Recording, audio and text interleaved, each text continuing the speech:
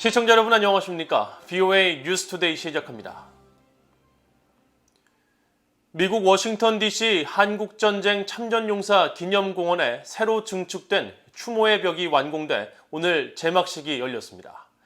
2015년 추모의 벽 건립법안이 미국 의회에서 발의된 지 7년 만인데 참전용사들은 전우들의 이름을 보면서 한국전쟁은 더 이상 잊혀진 전쟁이 아니라 영원히 기억될 승리가 될 것이라고 환영했습니다. 첫 소식 박승혁 기자가 보도합니다.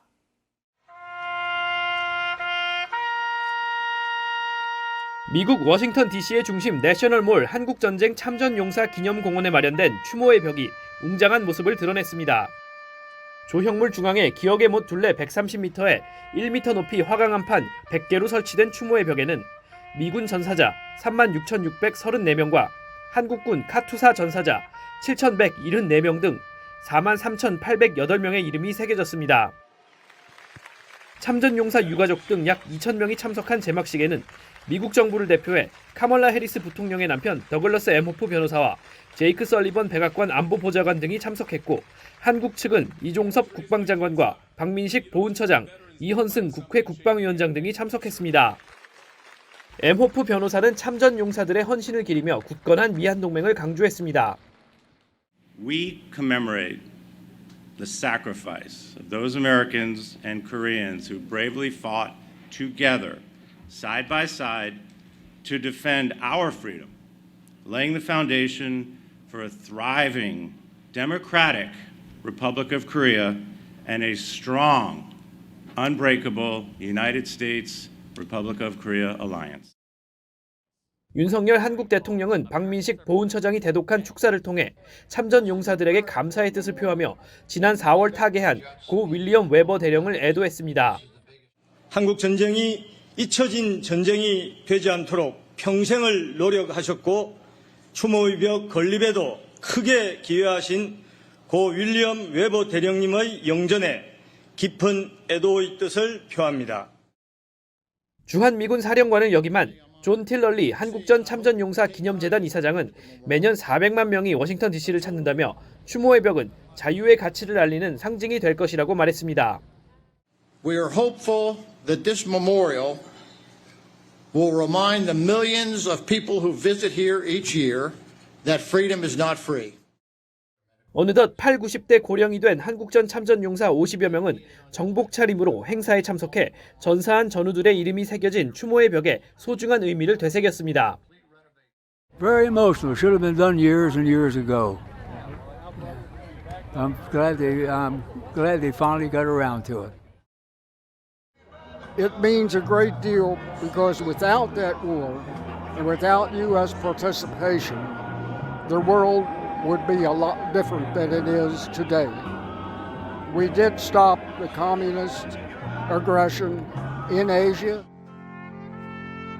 한국전쟁 발발 72주년, 그리고 참혹한 3년간의 전쟁 후 정전협정이 맺어진 지 69주년. 참전용사들은 이제 한국전쟁이 더 이상 잊혀진 전쟁이 아니라 기억될 승리로 알려질 것이라며 추모의 벽 공식 개관에 큰 의미를 뒀습니다. VOA 뉴스 박승혁입니다. 한국전쟁은 캐나다의 자랑스러운 군사 역사 가운데 중요한 일부이며 결코 잊지 않을 것이라고 캐나다 국방부가 밝혔습니다. 캐나다 국방부는 26일 한국전쟁 정전협정일 69주년을 맞아 VOA에 한국의 평화와 자유를 수호하기 위해 육지와 바다, 하늘로 떠난 2만 6천여 캐나다인들을 기억하고 추모하는 것이 중요하다며 이같이 밝혔습니다.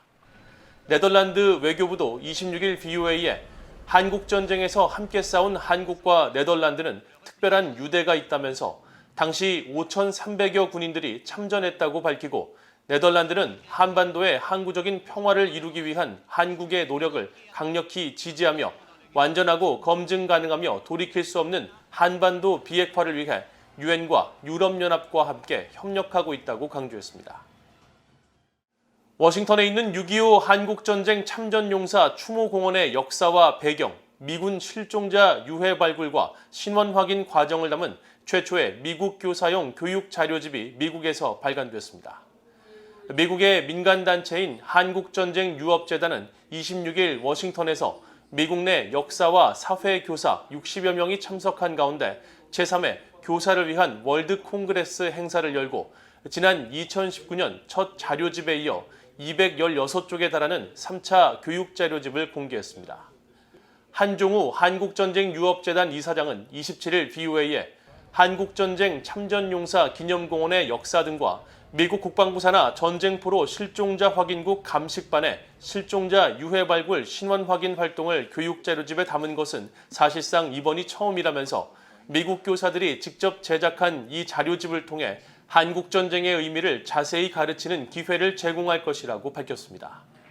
한국국가보훈처의 지원으로 제작된 이 교육자료집은 27일 워싱턴에서 열린 한국전쟁 참전용사 추모의 벽 행사에 참석한 참전용사와 유가족에게 헌정됐습니다. 바이든 행정부는 자유민주주의를 위한 한국전쟁 참전용사들의 봉사와 희생을 기억하며 전사자 유해 발굴 사업을 지지한다고 미국 국무부 고위관리가 밝혔습니다. 미국 정부가 개최한 유해 발굴 사업 설명회에 참석한 참전용사 유족들은 아직 돌아오지 못한 가족들에 대한 그리움을 토로했습니다. 박형주 기자가 보도합니다.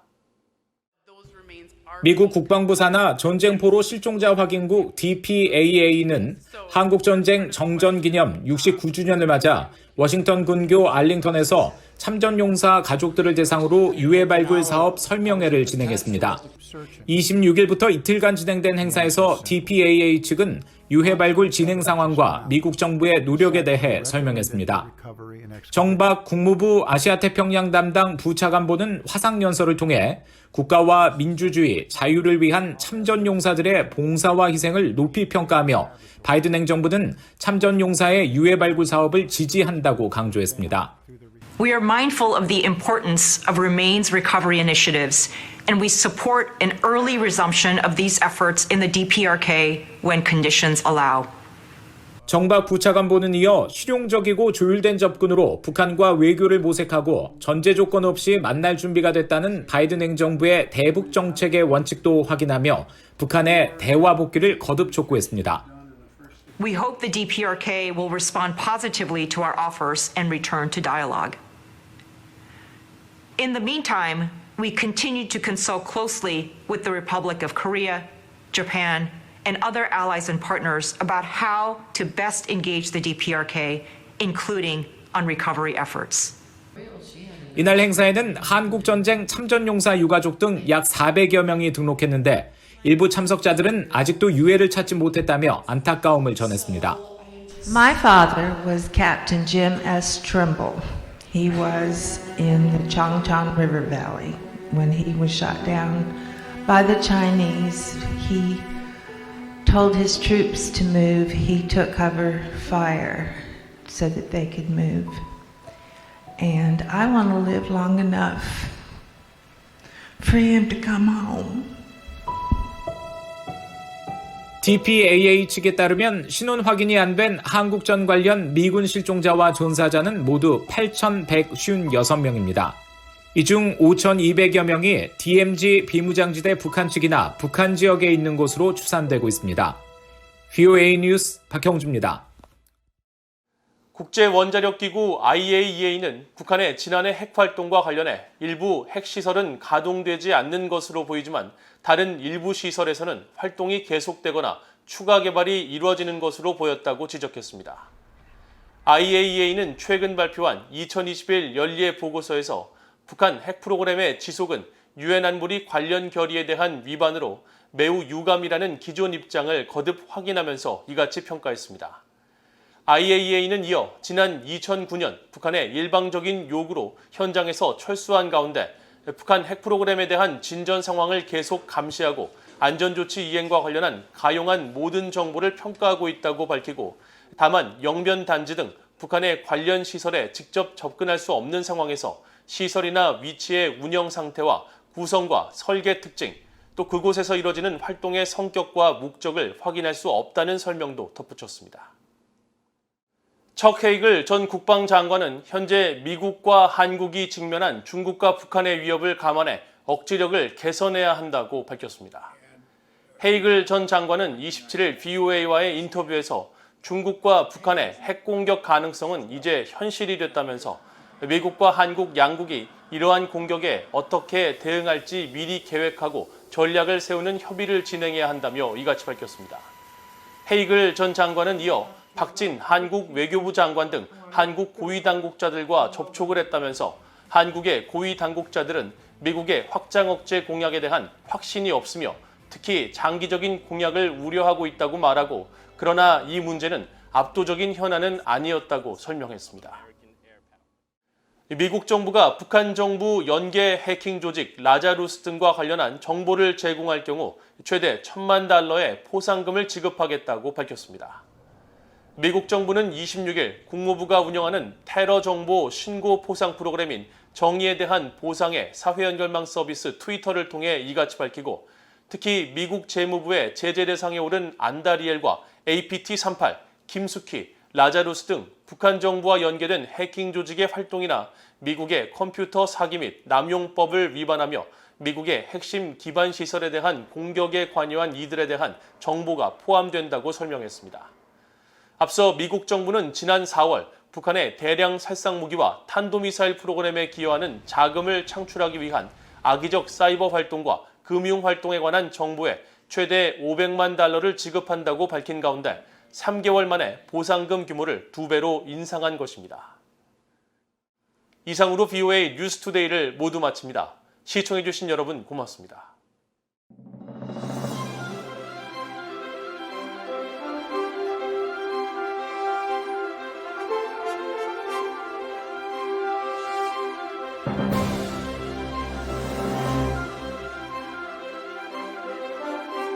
you.